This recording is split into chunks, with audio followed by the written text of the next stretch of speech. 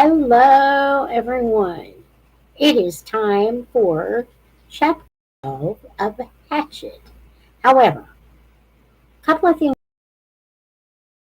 Number one is don't forget that you can become a member of this page just by clicking on the join button.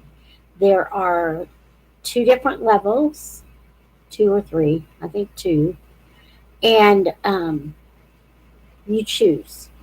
Um, the other thing is, if you want to get a hold of me, if you want to communicate with me, or the way that I communicate with you is through the post tab or the community tab.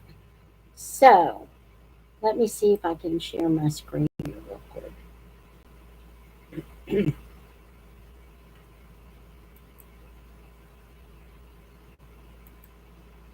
I'm going to go to my channel here real fast.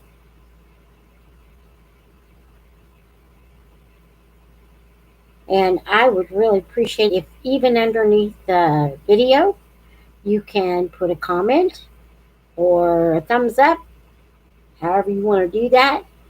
My internet's a little slow, so but if you'll notice on my page, there is this little tab right here, and it says posts. Okay, that's where you can reach me, or make a comment, or tell me you absolutely hate this book and want me to move on to something else. Whatever you want to do, that's fine. So here we go. I'm going to stop sharing. Okay, I hope that went through. I don't think it did, but maybe. Who knows? Anyway, find me on the post, and I'll put it in the chat box. The post tab. You can communicate with me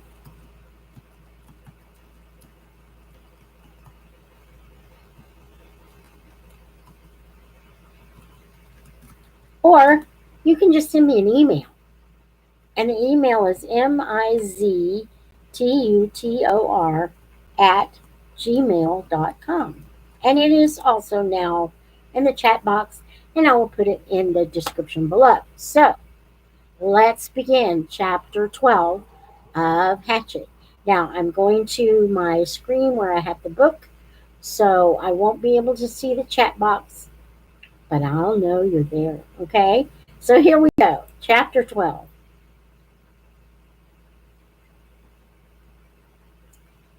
I had it up here. There it is. Remember the last time when the boys read, he saw fish in the lake and got hungry. So the fish spear didn't work. He stood in the shallows and waited again and again. The small fish came closer and closer, and he lunged at them time after time, but was always too slow. He tried throwing it, jabbing it, everything but flailing with it, and it didn't work. The fish were just too fast. He had been so sure, so absolutely certain that it would work the night before.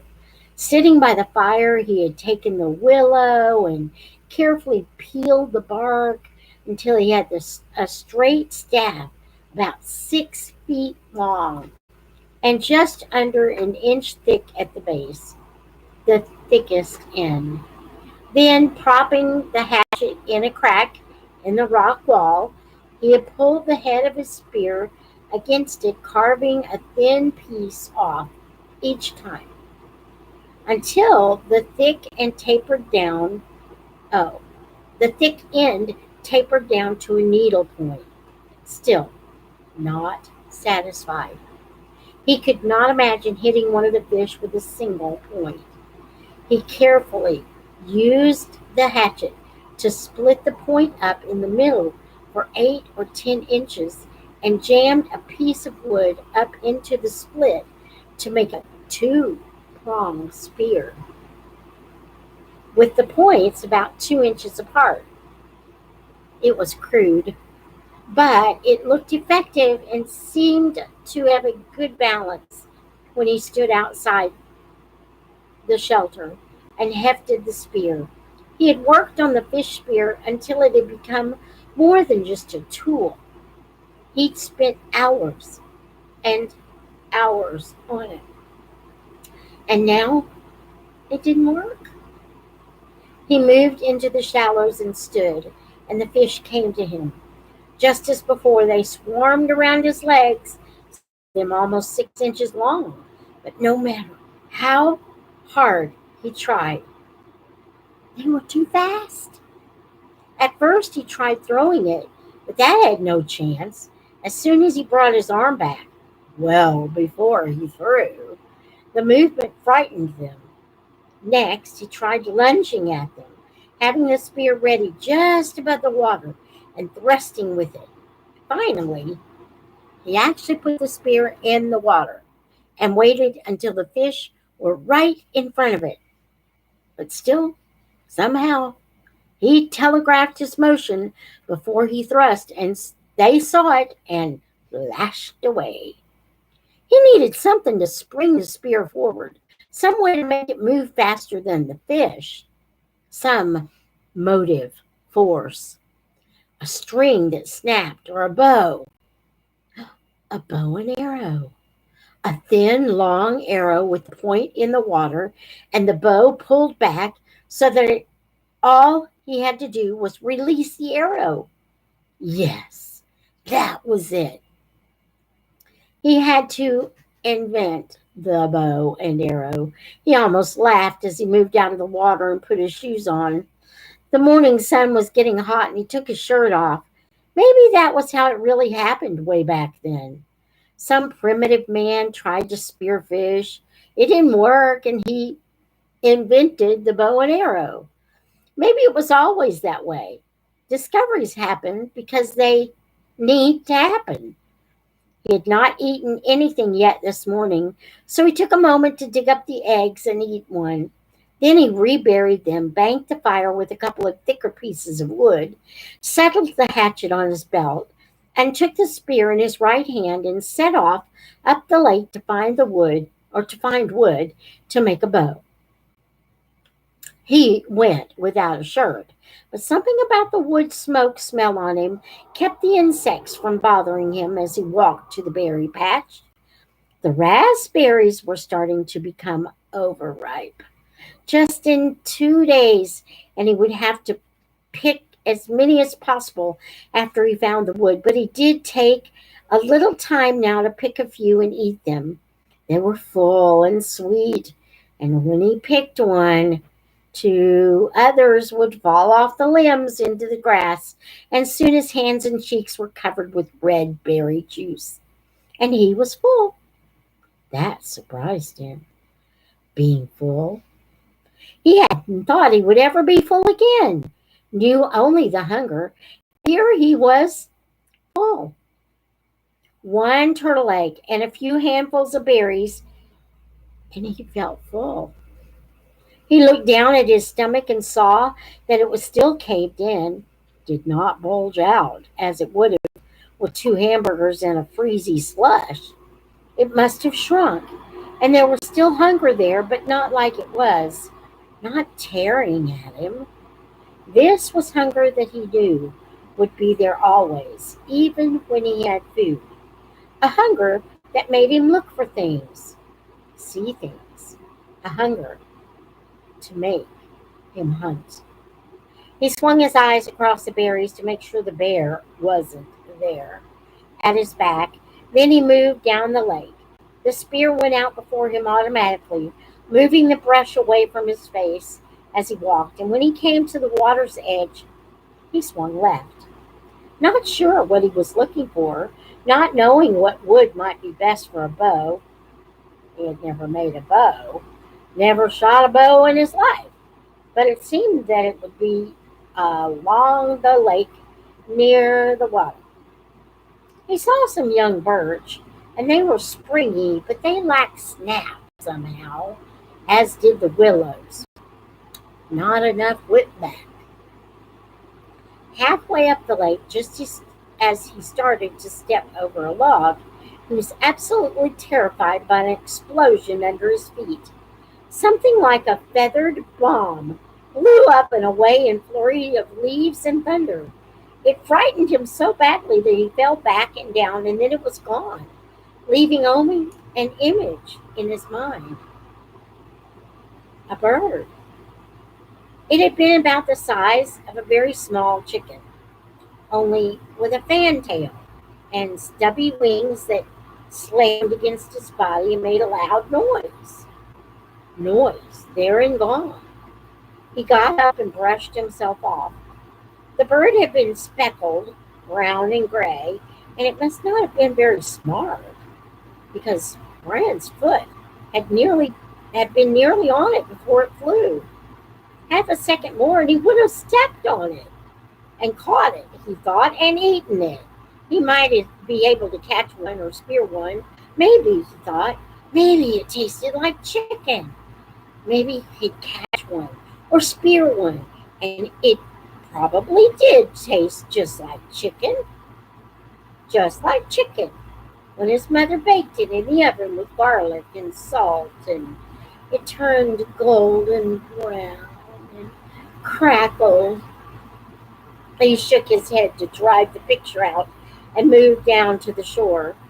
There was a tree there with long branches that seemed straight, and when he pulled on one of them and let go, it had an almost vicious snap to it. He picked one of the limbs that seemed right and began chopping where the limb joined the tree. The wood was hard, and he didn't want to cause it to split, so he took his time, took small chips, and concentrated so hard that at first he didn't hear it.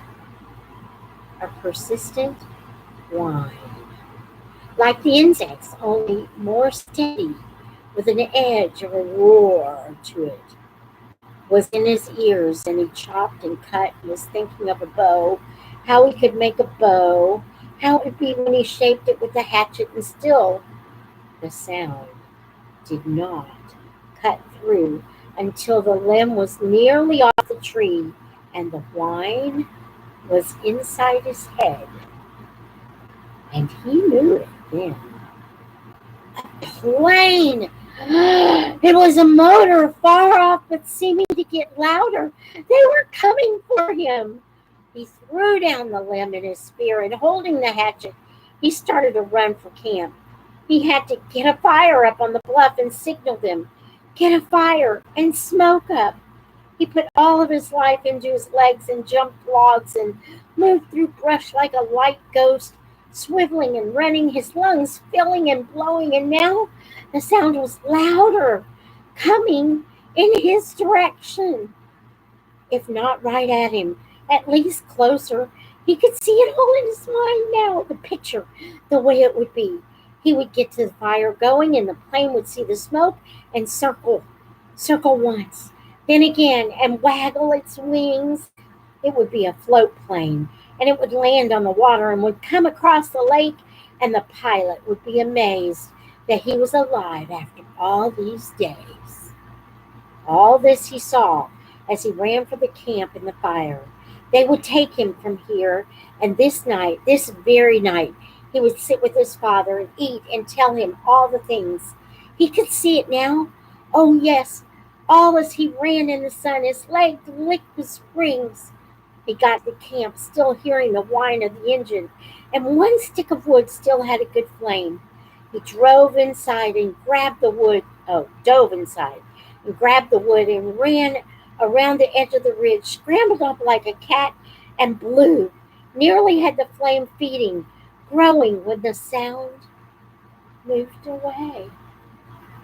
It was abrupt, as if the plane had turned. He shielded the sun from his eyes and tried to see it, tried to make the plane become real in his eyes. But the trees were so high, so thick, and now the sound was still fainter. He kneeled again to the flames and blew, and added grass and chips, and the flames fed and grew, and in moments, he had a bonfire as high as his head, but the sound was gone now. Look back, he thought. Look back and see the smoke now, and turn. Please turn back, he whispered, feeling all the pictures fade, seeing his father's face fade, like the sound, like lost dreams, like an end to hope. Oh, turn now and come back. Look back and see the smoke and turn for me. But he kept moving away until he could not hear it even in his imagination, in his soul. Gone. He stood on the bluff over the lake, his face cooking in the roaring bonfire, watching the clouds of ash and smoke going into the sky, and thought, no more than a thought. He knew then that he would not get out of this place. Not now, not ever. That had been a search plane, he was sure of it. That must have been them, and they had come as far off to the side of the land as they thought they would have to come, and then turn back. They did not see the smoke, did not hear the cry from his mind. They would not return. He would never leave now, never get out of here. He went down to his knees and felt the tears start, cutting through the smoke and ash on his face, silently falling onto the stone. And that is the end of Hatchet, chapter 12.